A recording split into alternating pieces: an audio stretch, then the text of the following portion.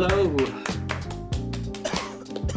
Hello and welcome to today, Days of Wine and Roses. Speak the fuck up!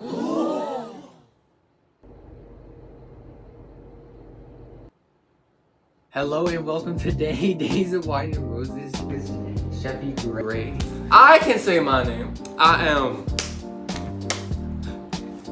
Chevy Gray from Days of Wine and Roses.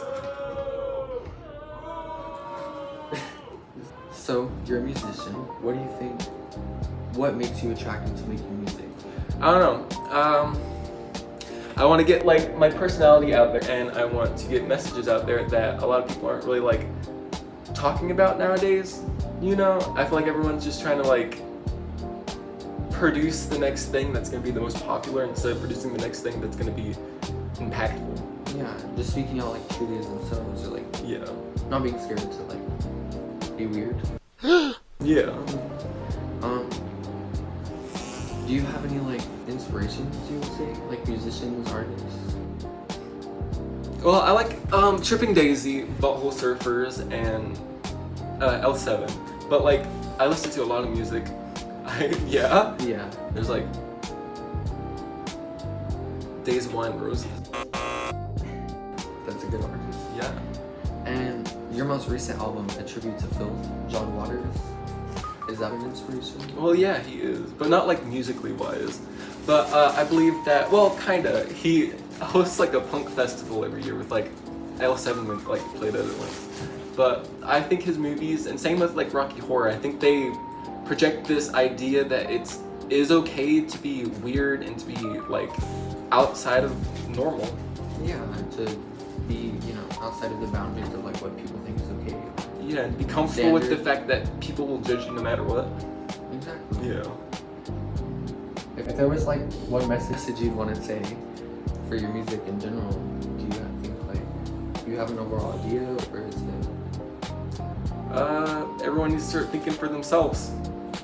And I believe that everyone needs to start dreaming more than what they are. Not being so stuck in like just working to the end of their lives and not being afraid to be brave. Yeah. Do you have any upcoming albums? Anything of interest or like? Girl, genres? you know, you are aware. And the fact that you would ask me such a question with audacity like that, everyone knows.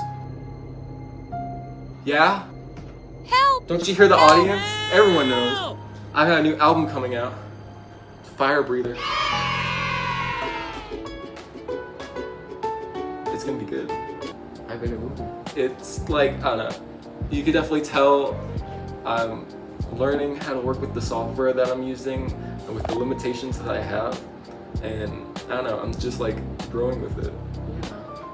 Well, and I mean, you do everything yourself, right? Like you're a single one-man band. Yeah, well, everything with drums, I do get it from loopers or like online, like, like those like make your own like drum pad shit things. Right. That's because I do own drums, and they are in some of my songs, like in my album or EP November. Most of the songs are with that.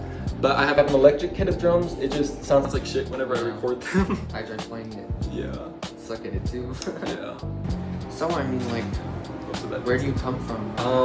I am from Lubbock, Texas. This place sucks ass. It is genuinely one of the worst places. It's like, yeah. Like you said before, black hole. Yeah. But It's earlier awful. today, me and my companion interviews, we're talking about how Lubbock just kind of like sucks people in, and then they just can't ever leave. I've never met anyone who moved out of Lubbock. No, everyone I know. Yeah. Stays here.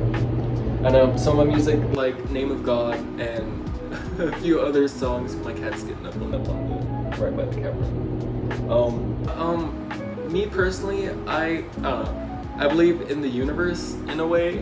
Like I believe in reincarnation and being moral enough in that like life in itself, and every time you're reborn, it's just to learn different like lessons that you didn't like, comprehend or get in your first life.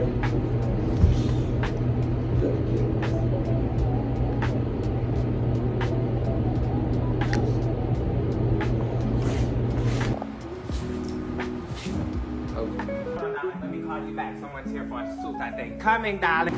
I don't know, it's fun, it's interesting. It's always like the random melodies you pick up but like sing. Or even, Oh, like, yeah. the random like inspirations. Like, I'd just be seeing random shit. yeah, all the crazy like wild shit. We're gay. We're gay. We're gay. We're gay.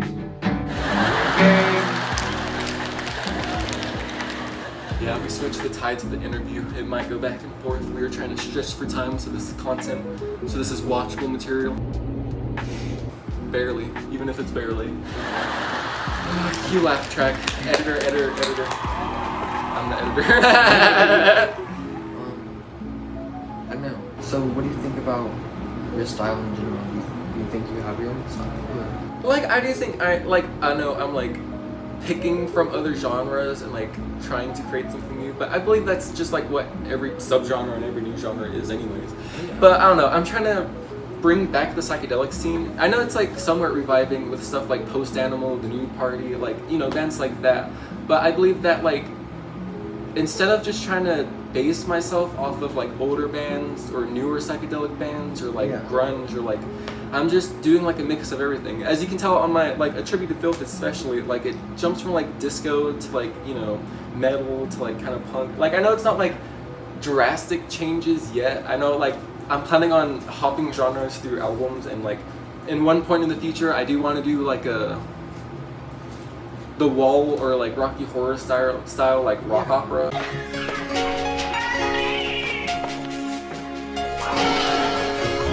You know, like even if it doesn't get like adapted into a movie, I still want to like kind of like Uncle Acid and the Deadbeats' new, or like all their albums, but like their new like Nelora Blue. The more you make albums, the more you go through it, you discover your sound, style, and the things you like.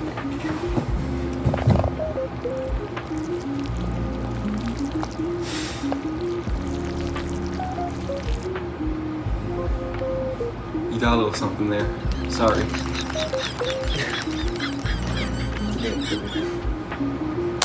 Okay, let's say, I mean, do you imagine yourself doing concerts in the future? What would they look like? What kind of crowd do you want or expect?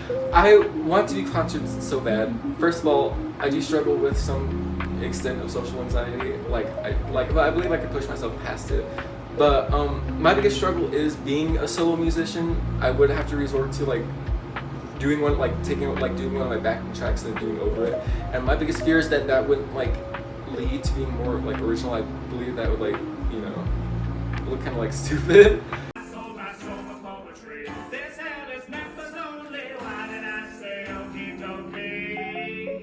But like, I do want to do concerts. I believe that they'll be very psychedelic, even if it's like just the start, like very like Pink Floyd, Tripping Daisy. Like I want like I have an idea of like having a white sheet and then doing the whole concert from behind that with like backing light, and then all you can see is like the shadows and stuff like that. And then I just want to do like a plain like just like psychedelic projector while it's doing like ink spots or some shit like the classic Pink Floyd concerts. In the future, if I do ever get big, I want like pyrotechnics to go blow the shit up.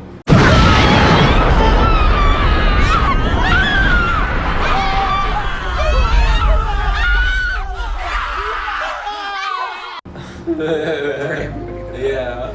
So would you say like, would you want to like eventually have a whole band, or do you want to stay a solo artist? Or like, let's say like you have somebody come in like with similar ideas and like expression or like knows how to play. I believe that I do want a band one day, and like I think I could do the solo stuff, but I believe that would be like a lot more stress. Oh yeah. But I do believe, yeah, and like it really depends if they come in with like ideas that are like too different, like not in like a rude like I think that like maybe like two bands, like doing one that's like with like the band and then doing one by myself maybe, or like if I find like more like-minded people, I do just like Days of Wine and Roses. Give me a second, I'm gonna get water.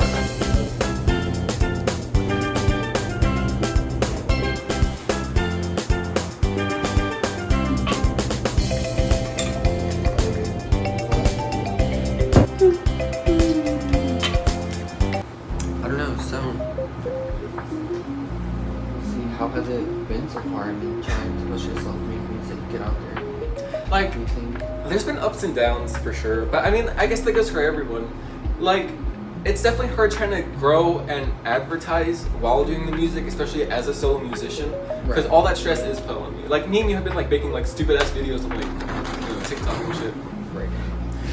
But I don't think that's like necessarily the direction I want to go to. Like, I don't want to always be known as the guy who made like stupid fucking videos to like promote his music, but like that seems to be what's somewhat's working. I mean, like, I don't know. Whenever I released in November, it took like a month. It took less than that, and I hit 50 listens for some reason. Yeah. I guess it was just because like my first release, it got like boosted, but like I don't know. It's just gone down and down more. I'm down to like, not to like, I'm not like saying it as like a bad thing. I'm down to like 17, and like it's really just trying to like, I don't know, push me as well as like, I don't know, stress me out. You know? I think even if they're like stupid videos, I think it's okay to make them because I think it pushes you to be creative and to explore more ideas of how to incorporate yourself into your music. Especially, I mean, that's what people like to see from an artist. You know, someone who's being themselves and like not afraid to be crazy or weird. Yeah, I mean, like, I don't know. I am afraid to be crazy and weird. It's just like, there's like a cringe factor to it, especially for like myself. Like I said, like I do have like a little bit of social anxiety, but I mean, like everyone does. You just gotta kind of like, yeah. But yeah, my biggest fear is just like, not that like it's cringy, it's just that like I don't want to be known for, you know, still doing that stuff 20 years down the line, because that's the only thing that's worked. You know, I want my stuff, Yeah. especially if the music's more like political. I don't think like, I don't know. I feel like it like might help, but it might not like bring in the like You want type it to, of people. you want it to stand for more. So like, Yeah, like I don't want everyone just to like think I'm like gonna be like a Weird Al or like, you know, something like that. you just want to like be able to actually like inspire people, Yeah. create a new wave of ideas and music. Yeah. Maybe. Whatever that's. I think that's Maybe wonderful. one day my music will rule the world. Hypnotize everyone. I mean, it's happened for some artists, maybe. Yeah. Laurel Canyon Laurel Canyon. in California. What is that? Well, like there's this big theory that in the 60s, okay, so there's a whole bunch of different musicians that came from there, like the Doors and stuff like that. A lot of people, and it was like a big military base, and like all the Okay, musicians I that remember came you from talking there about were from like, yeah, the military and stuff like that. And a lot of people were thinking that like the whole like hippie movement and LSD and stuff like that was a governmental like, you know, thing to like kind of make people more like believing they're doing something, but at the same time they're not doing anything. Well, Because even Jimi Hendrix spoke out against like the hippie movement and stuff like that. yeah. I mean, yeah, just making the people know they said. Yeah, but man, even if you look at it, most of the hippies back then were just like college students that were like, you know, trying to like seem like they were doing something. Like they did do stuff, like certain parts of it really did, but like I believe at the same time, large portions of it didn't. Well, yeah, I mean, like even now, like there's a portion of people that are kind of like, not to say performative, but they speak out about like wanting things to be different, but don't actually, you know, Yeah. try to be their own person. Oh, you stink! I don't know. Well, I think that's all the time we have for today, but it was great having you. Great listening to your ideas and your music. Is there anything else you'd like to say? I like to say to all the viewers at home, to all the wonderful he's, she's, and they, thems, enjoy my music and enjoy your days.